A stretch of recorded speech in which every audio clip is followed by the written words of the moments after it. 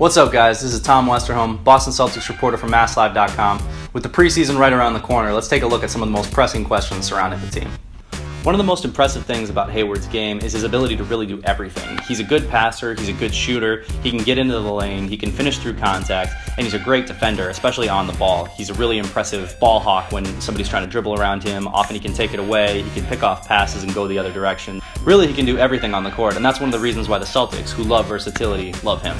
One of the biggest criticisms of Hayward's game is that he isn't always willing to just take over the game when he could. He could just go out and get buckets, he can hit from three, he can hit from mid-range, he can get to the basket, but he isn't always necessarily willing to do that. He sometimes wants to facilitate, he sometimes wants to play more of a point guard role when he could be just the primary scorer role. That being said, Hayward might be the Celtics' best player, especially when you consider both sides of the ball. Irving is one of the most talented offensive players in the league. He's completely unstoppable, especially in isolation situations.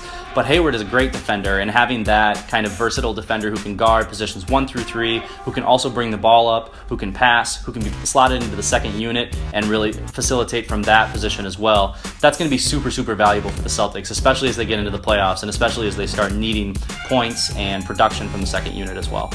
Hayward next to Kyrie is actually going to be really interesting because Hayward has never played with a player of Kyrie's caliber before, or at least a player like Kyrie. You can make the argument that Rudy Gobert is actually better than both given his defensive impact. But that being said, on offense, Kyrie and Hayward should be a really good pairing. Kyrie is more of a takeover kind of player who wants to become a point guard. Hayward is more of a point guard-ish player, especially in his mindset, who wants to be a little bit more of a takeover guy. So kind of pairing those two together and letting them work together really should work nicely, especially as the Celtics look to improve on their offense from last season. Be sure to check out MassLive.com/Celtics for all the latest surrounding the team.